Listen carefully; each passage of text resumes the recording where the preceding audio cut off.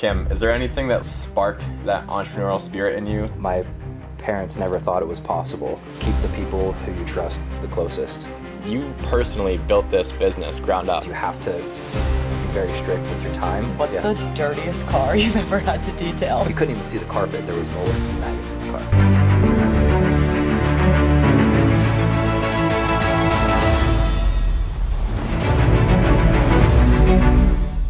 Welcome to the Everyday Millionaire podcast, where we interview ordinary people who built something out of nothing. Today, our guest is Cam Ruk. He strayed away from the traditional college route, and at just 24 years old, he has already built a multi-six-figure business from the ground up. Cam, welcome to the podcast, bro. Thanks for having me. All right, so first question we have for you is just tell us a little bit about your background, how you grew up, your upbringing. So I grew up with divorced parents. I don't know. You could say I got a lot of different experiences in life because of that. My mom's side of the family was a lot more like we were involved in like riding dirt bikes and doing more like you'd say country activities as opposed to my dad. He was more like taking me to hockey practices and the hockey trips, and we would always go downtown. So that really broadened my horizon with my life experiences because my parents were divorced. I've always been into cars. My stepdad used to race cars, so that's kind of why I got into a big reason why I like cars today is because I've always been around them. But yeah, I don't know. No, I love it. All right, guys, so like for those of you who don't know, Cam and I have been really close friends for a super long time now, and I know Cam is super entrepreneurial, like always doing something ever since I know him. The kid's always been doing something. So Cam, is there anything that like sparked that entrepreneurial spirit in you that you wanted to be your own boss and work for yourself? I would say that anytime I had an idea, my parents never thought it was possible.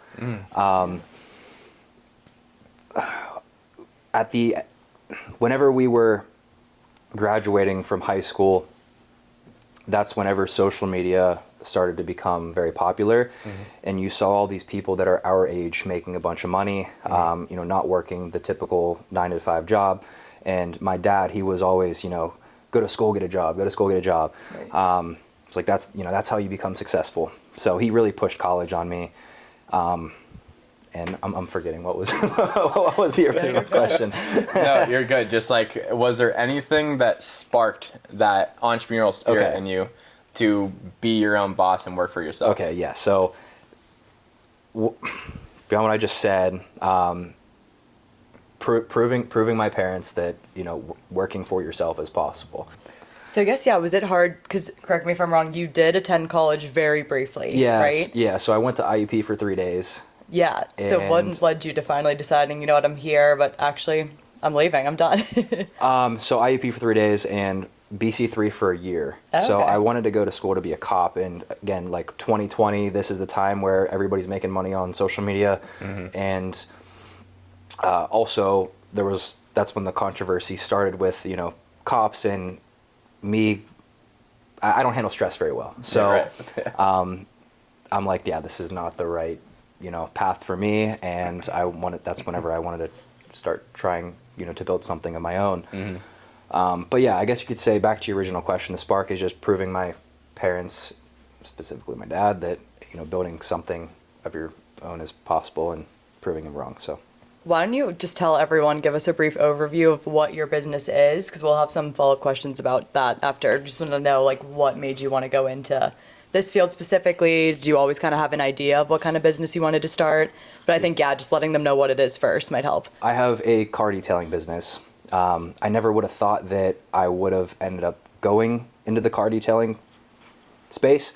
I always wanted to do something on social media, online. I don't like physical labor, funny enough. So I never thought there was money in the industry either. But throughout high school, I always detailed cars, and I got a job working at a car dealership, and we always talked about starting up a detailing business. But again, I never actually thought that it was possible to make money and charge more than $100 a car.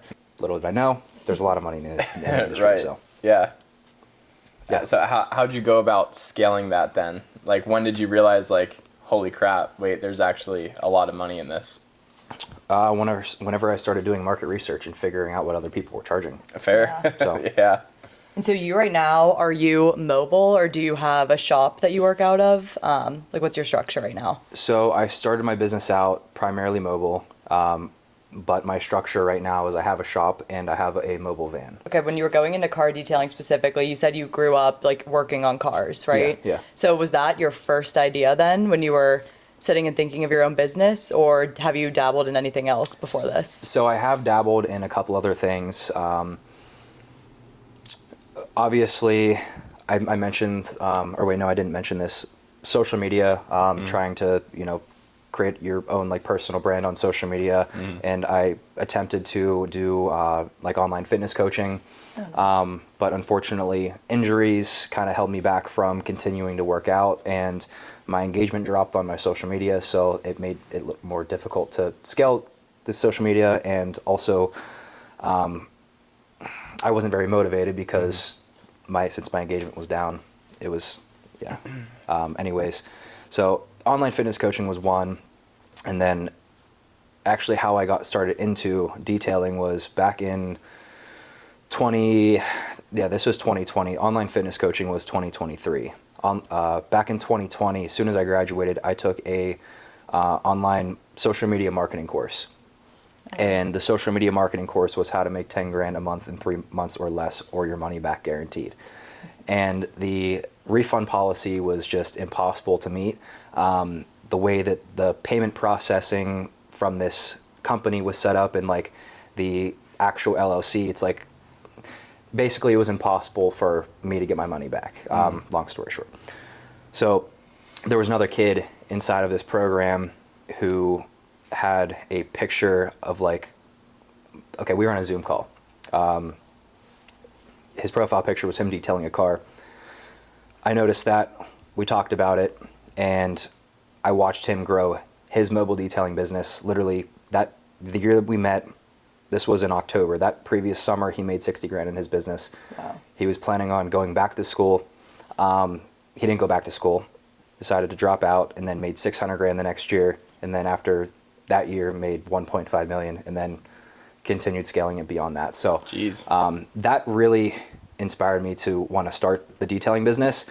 Whenever I watched him, over the course of those years, continuing to scale it, and by the time he was hitting those large numbers, that was around the time that I was trying to start the online fitness coaching. And once that really didn't work out, that's when I hit him up, looking for some help. Wow.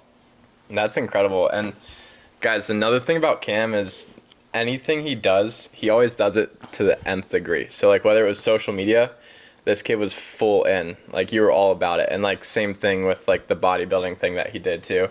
And now with the car detailing business. So like, can you explain to us and the people watching, like what is it in you that regardless of anything you're doing, you do it to the highest degree?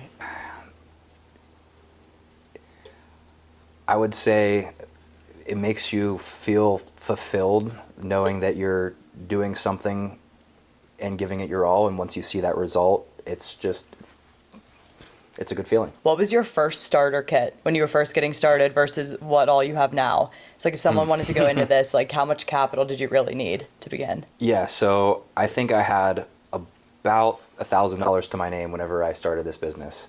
At the time, my dad was splitting my rent.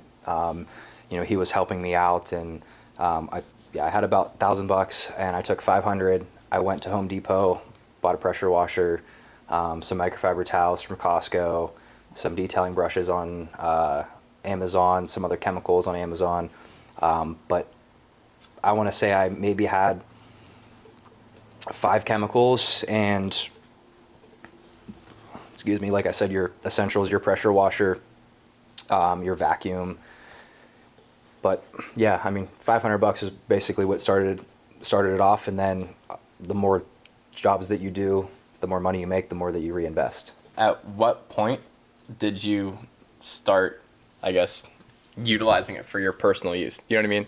Because I'm sure at the beginning you were investing the large majority, if not all of it, back into the business, right? That's a good question. So like, Yeah. was there a certain dollar amount that you saw and you're like, okay, I can start like enjoying life a little bit and paying myself?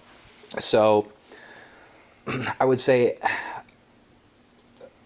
over the course of the first 3 years of my business, or 2 years of my business, I was working, not necessarily part-time, but every Saturday for this company called Star Limousine, doing some of their stuff. So that was some income from them. And then I would get tips as well, some cash tips. So, I could use that cash towards, my daily life, or, personal spending, whatever. But I would say it took me about 4 years, three or 4 years to eventually actually start paying myself. And those first couple years, I basically reinvested everything back into it. You said when you were first starting out, you just went to Home Depot, Costco, bought all the basic equipment. But then after that, how did you go about landing your first clients? So I started a Google page. That's the biggest thing. Whenever somebody's looking for a service in your area, especially a home-based service, because that's what I was. I was a home-based service. Yeah. Doing mobile detailing. People are usually going to either go to Facebook or Google. Most of the time, they're going to go to Google. Yeah, I created a Google page, and in the name of my business, essentially, I put the area. So whenever somebody looks up the business name, Deluxe Car Detailing, and it says Cranberry. So whenever somebody types in Google, car detailing near me, their location on their phone is Cranberry. So car detailing Cranberry is already in the name. Thus, I pop up higher in the ranks than most people that have been around for years. Oh, wow. Interesting. And does that cost a lot? It costs nothing to start a Google page. Okay. Oh, there you go. Nice. Yeah, so essentially all the leads, that I got, even still to this day, most of the leads that I get are pretty much free. I don't do paid advertising. Unless it's, local, say running ads at the gym TVs, or, you could count business cards as an advertising expense kind of. So yeah, say landing your first customer, a lot of people overthink it, but you just gotta go out there and Just do it. just do it. You don't overcomplicate it. That's when people don't get work. Yeah. So So how many different clients have you worked with now? Do you have like a ballpark number of how many? I think there is 2,400 contacts on my list. Wow. Over the course of the last 4 years. That's 5 years. awesome. It's huge. Yeah. Jeez. And there has been a handful of people that we reject, that we don't want to work with, or we can't take everybody's business, and if we can't provide the quality of work that they're looking for, if we can't handle the job, we got to turn them away, obviously. So you could say that list could be more if I had more experience in doing, say, other services that we can't handle at the shop. So there's this quote that goes, "To be a great leader, you first need to be a great follower." With that being said, have you ever worked for somebody else? Like, did you ever have like a quote unquote normal job?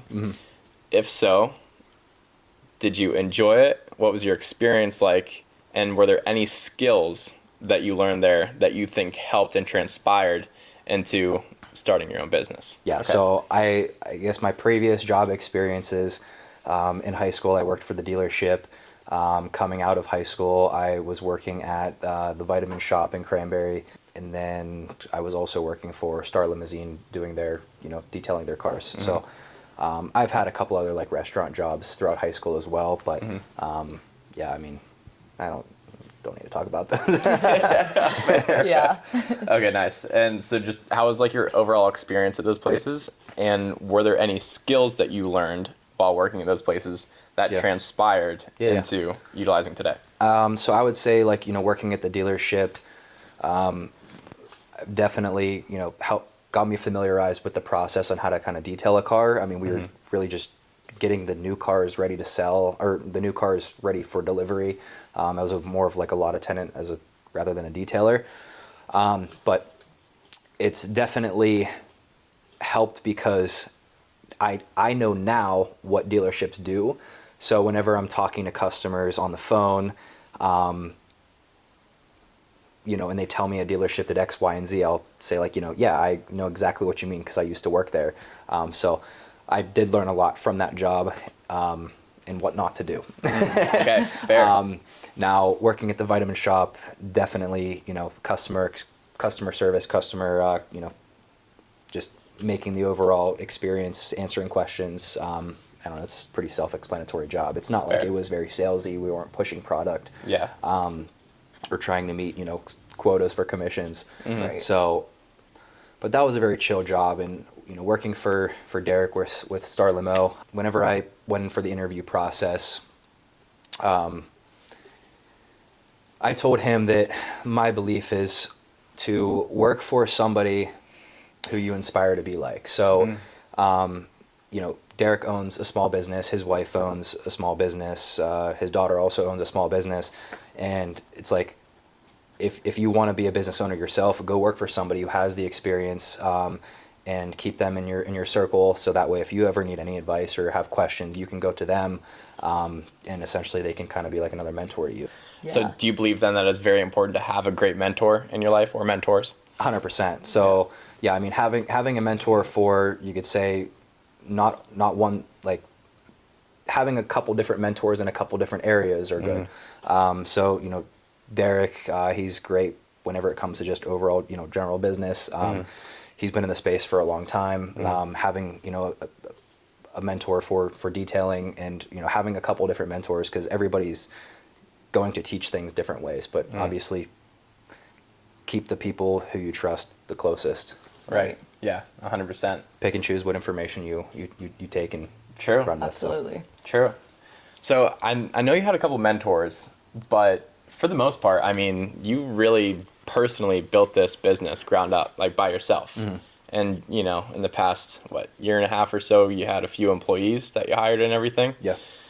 Because I think there's a lot of successful entrepreneurs out there that would argue it's hard to truly scale and become a successful business without a great team around you. Oh, So 100%.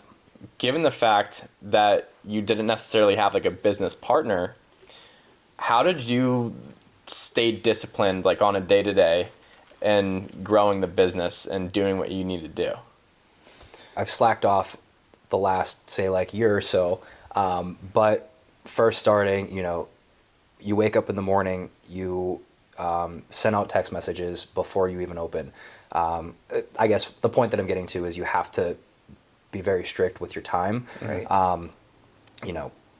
When technically we open, or I'm supposed to be at the job, you do the job, then you come back home or your shop or wherever, and then you start making your phone calls early afternoon, in the evenings, and you post on social media. So you just have to be very careful with your time and make the most of it, because at the end of the day, you're doing everything yourself. Right. Absolutely. Do you have a good structure that works for you? Because not only are you doing the physical labor, like the car detailing, but you also have to do the behind the scenes admin stuff, deal with the finances. So how have you been able to balance all of that?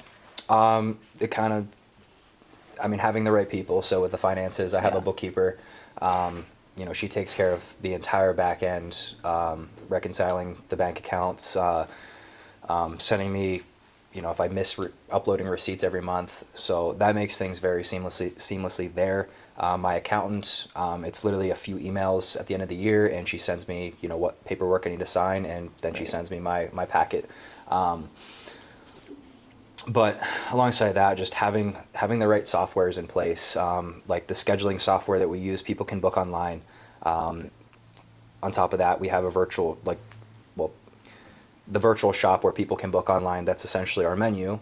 So if somebody's like, yeah, I want a car, my car detailed, can you send me over a quote? It's like, I'll send them the link, and I don't have to say anything further. Obviously, I'll try to sell them on getting the detail if I don't hear from them after the link, or after I send them the link, but I don't have to sit there and ask them a bunch of questions, because the online, virtual shop, it shows the different add-ons. Say if you have pet hair, you want a steam clean or shampoo, there's different packages.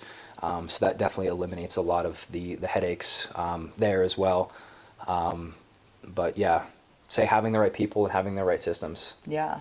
So did you start out though with bookkeepers? Like, when you were first getting started, or if there was someone who had no help, like how would you recommend going about that? How were you able to manage all of it yourself? Yeah, the first couple years was very stressful. Sure. And whenever I first found a bookkeeper, I actually got scammed with the first bookkeeper that I found, but ended up finding a second one, and she's been great.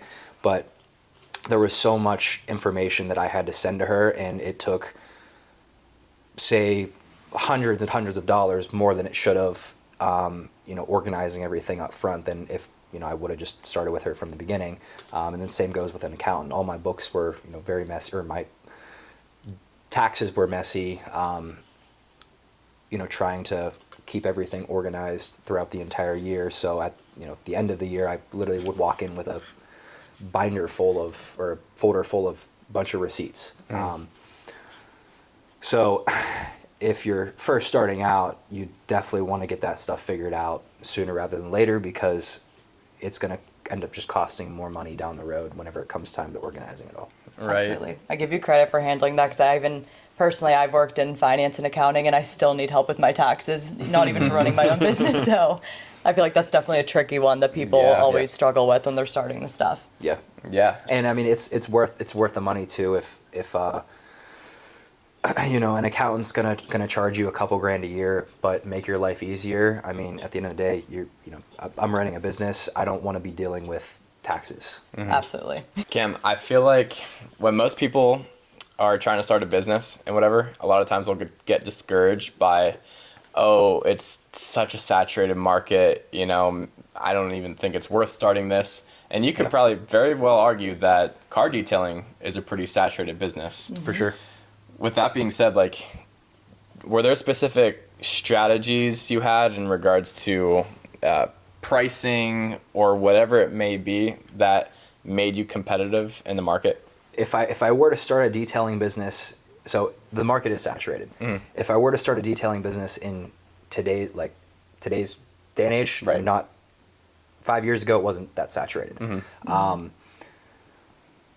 I don't know if I would start all over again. At least by detailing cars. On our social media, I always talk about if I'm going to start a detailing business over, I would go work for another shop, and maybe that's kind of out of my, say, service area that I wanted to start my business in. Mm-hmm. Or go move to Florida. We're young. Go move to Florida right out of high school. Have fun and go work for a shop that offers paint protection film and window tint, mm-hmm. and go learn those services, and then maybe move back to your hometown once you're familiarized and you know how to do all those high ticket services, mm-hmm. and then start your business. It's not always about what makes you competitive, but more so what makes you stand out. Mm-hmm.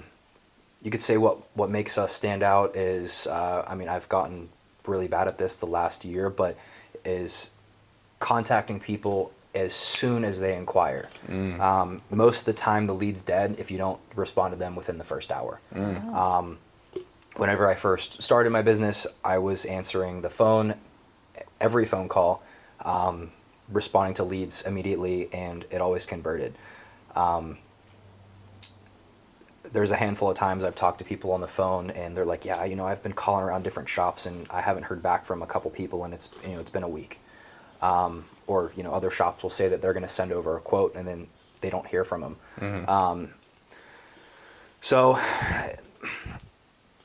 just figuring out, or not figuring out, but providing good customer service and a good quality service at the end of the day is going to go a long way, especially in this industry, because let's be real, detailing cars, it's not rocket science. It doesn't take a college degree, so mm-hmm. anybody can do it. And most of the people who are in this industry, they're kind of weird.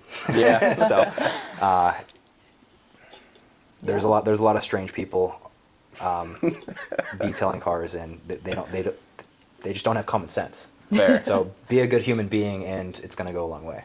No, yeah, 100%. Yeah.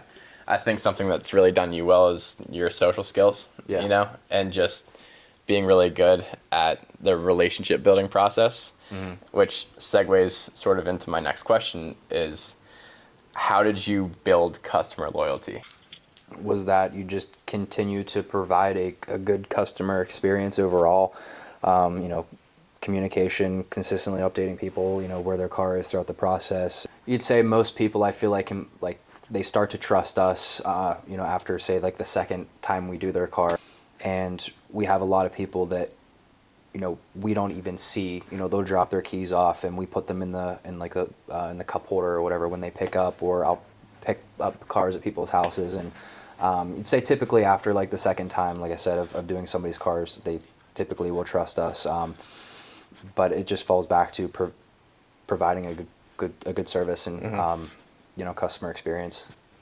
Yeah. I mean, not to be boring, but like just list out the few things you do, because Yeah. Cam and his business, they've detailed my car before, and I kid you guys not, it is like the car was brand new. And every other car I've ever seen in a shop, it literally can be a wreck on the inside and outside, but after they're done, it does look brand new with the smell, the little car mats you put in.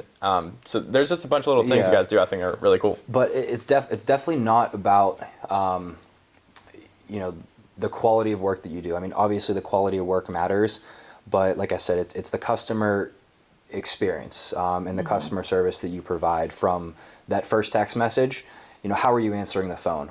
Hi, this is Cam. How are you presenting yourself? I answer the phone and I say, Deluxe Auto Detailing, this is Cameron, how may I help you? So go ahead. Oh, sorry. I was going to say, going off that though, I loved how you mentioned earlier in terms of just how to stand out. Sometimes it's the little things, like you said, exactly. Answering, like following up quickly with them. Yeah. Because I feel like people think, to stand out, and when you're starting a new business, you need to reinvent the wheel, do something crazy, but that's such a good point. If I'm thinking about it, if I'm getting my car detailed and I don't hear back immediately, I'm like, okay, on to the next. There's so many other options. Yeah. That's good advice. Just going across, all these little things that we do. So from that first inquiry, they drop their car off. We walk around the car with them. Point out anything that the car might need, and if it's out of their budget, they don't want to pay for it. It's not that big of a deal. We're not going to give somebody a service that they don't need, or they can't pay for, or they don't want to pay for. If they book a package that is, say, our most premium service, because they think their car is filthy, just because you think your car is filthy, your car might be the same, and you might think it's clean. So some people, they'll book these in-depth packages, and when they don't need them, we'll tell them like, hey, instead of the $350, it's going to be $200 because your car didn't need all this work, and people appreciate that. Well, let me ask you this question: when you dropped your car off for, I don't know, at the dealership, and say got your tires rotated, oil change, and maybe some light, work done to it, when do you know that it's ready? When they call or text you? Typically, call or text, or if you stay there, they'll just come get you. Yeah. Do they ever send you any updates throughout that process? No. Okay, so that's one thing that we do. Your car is the second most expensive thing that most people are ever going to purchase in their life. Thus, we want to show that we respect their vehicle. So, and the customers as well. So we're sending them updates throughout the process. So we'll say, even though if there's not a concern to their car, we'll say, hey Sally, we just wanted to shoot you a couple picture updates, letting you know how your vehicle is looking, and we're roughly about halfway through the process. The stains came great out of the seat, or we'll say something that's a little more personalized, or if they had a concern somewhere, we might point that out in the text message, and then we'll, at the end of that text message, we'll say that we'll let them know whenever we're coming down the home stretch and your car's about ready for pickup. And then obviously once their car is ready for pickup, we'll send them some more photos and, hey Sally, your car is ready to be picked up. And people love that because they can plan their day.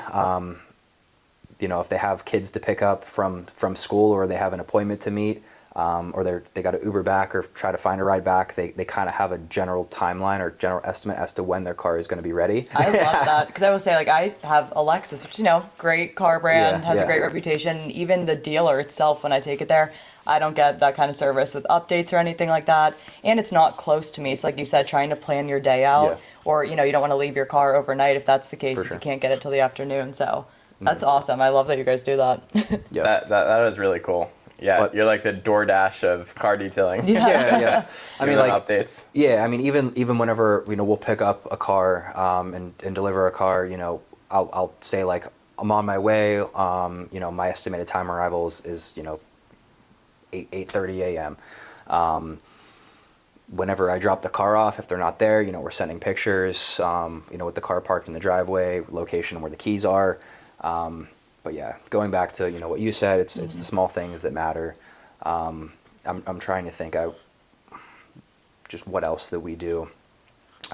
We leave them a little like goodie bag in the cup holder with some mints, or not goodie bag, but like we roll up a towel, some business cards. We have a referral program.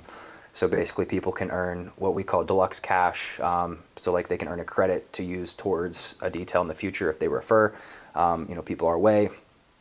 A little review card, that says, we have a 100% satisfaction guarantee. If you're not happy, let us know, we'll make it right. If not, there's a QR code for, a Google review. But Okay. Funny question. What's Yeah. the dirtiest car you've ever had to detail? Have you had any like really extreme ones that you were like, wow? yeah, I mean, there's been a handful. So you could say like dirtiest and also like Most disgusting. most disgusting. Two that I can remember, that come to mind. Actually, there's three that come to mind. There's one that we did in shop, but they told us over the phone that, yeah, my car is disgusting. I have a daughter that whenever she gets mad, she'll literally take her McDonald's order and just throw it. Oh in my the car.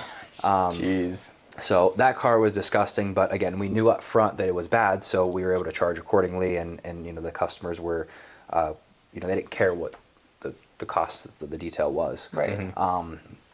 Whenever I was kind of first starting out, I did have my first, you could say, helper at the time, Braden. We pulled up to a house, and I think it was a Toyota Highlander, and you couldn't even see the carpets because of the amount of garbage that were in the car, my or was in the gosh. car.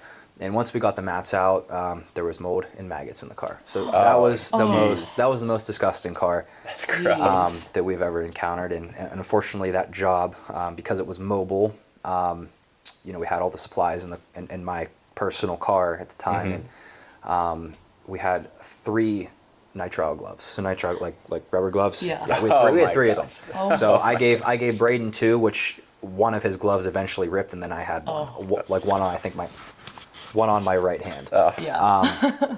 So that was the most disgusting. Oh, last thing I was going to say there is that customer, they booked the most basic level interior service. Nah. No. I don't know what they were thinking. Yeah. The Did you have to Would have upsell made a them? difference. Yeah, I mean, I had Yeah. to upsell them. I mean, it was either, yeah. Yeah. I mean, if We you're dealing didn't with really even have the maggots, right supplies and tools at the time. either. Right. Pay me or don't come back again. Yeah. The dirtiest car that we've ever had, it was a big truck. Some company rented it from Enterprise. They were doing like something along like the gas lines or whatever, some type of construction company. And yeah, I mean, we were just sucking dirt and mud, like thick mud out of the seats and the carpets for hours. I think that interior detail alone took about 8 hours on just, I mean, it was a normal size, like, truck. It wasn't, Right. trucks aren't that big Right. inside. Yeah. Oh. But that resulted in canceling the other 2 jobs that we had scheduled for that day. And Wow. that same deal, that guy booked the most basic level service and expected it to be clean. So with our generation basically being fully immersed in social media and like now AI, how have you leveraged social media into your business, and if any AI as well? Yeah. So I got robots who buff the cars. No, I'm just kidding. Wouldn't that I got be a nice? robot trained how to use a vacuum. Yeah. Forget the idea of hope here. Or not trained, but programmed. Right. Yeah. So social media. What we found is that getting customers through social media is a little difficult. There's definitely a certain style of content that you have to make, and then I feel like you kind of got to take that content and start running paid advertising. That's something that we haven't done. It's not something that I've needed to do. The content that we have been making currently is kind of targeted towards other detailers. And the way that I look at it is like, if people see us talking about detailing, you know, even if people see us talking about detailing and we have a big following, and it basically shows that we're reputable, Right. whenever, you know, say a customer might come across it. So I don't think that we need to be showcasing all of our work, you know, before and after pictures, and you know, showing the process on every single coating job or, you know, detail job. It just doesn't make sense. I feel like the only thing that AI makes me benefit from is organizing, like, you know, operating procedures. Like I'll come out with, you know, this is how we wash a car, and it's like, you know, I'll type a bunch of notes in a Google document, and I'll copy and paste it and say ChatGPT, and it'll help me kind of organize things and then dial in my process even further, and maybe point out some things that, you know, I might be missing. And just your general questions too. I mean, there's a handful of things that you know, you can, a handful of detailing related topics that we might not know, or detailing scenarios we might not know how to approach. So we can always, you know, use ChatGPT to help figure it out. Yeah. Cam, what are some of the best investments you've made to help grow your business? Having employees are definitely going to help scale your business a lot faster, because you're basically taking a lot of weight off your shoulders.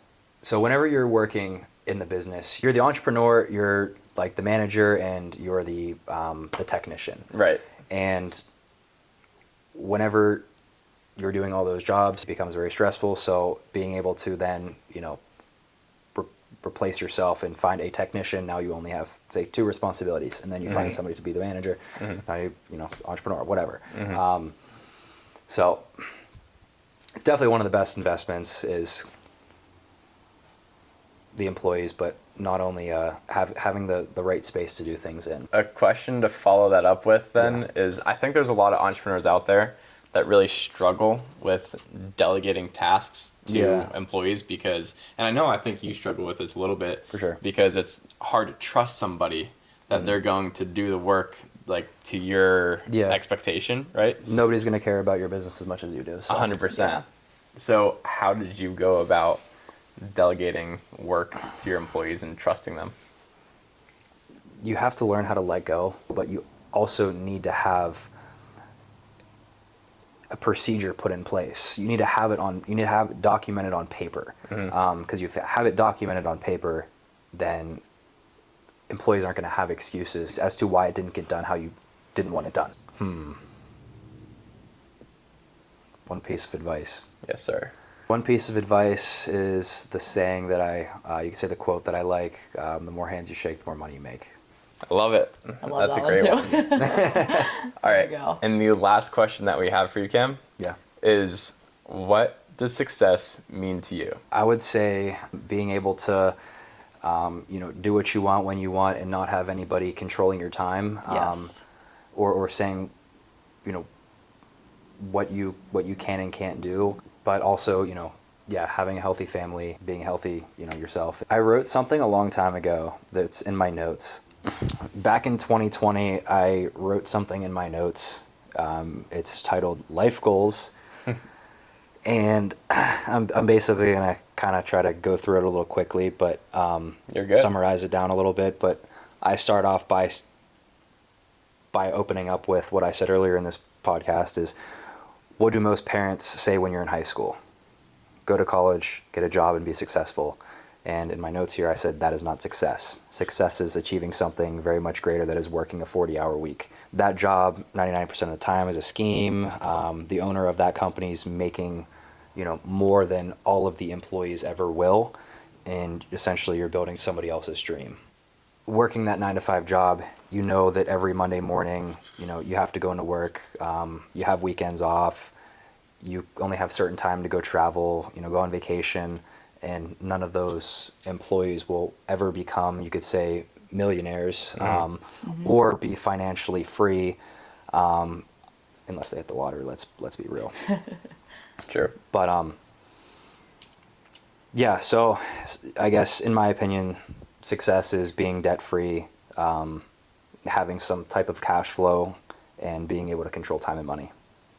Traveling whenever you want. Okay, I love that. Yeah. I mean, whenever somebody else has control of your time and your life, then I don't know, you're stuck. Yeah. So It's true. Yeah. Yeah. being your own boss, you feel free. Exactly. I love it. Well, Cam, thank you for coming on the podcast. Yeah. I respect everything you're doing. I think you will continue to achieve great things, man. Guys, thank you so much for listening and watching. Please like, comment, and subscribe, and we'll catch you on the next one. Thank you, bro. Thanks. Yes, sir.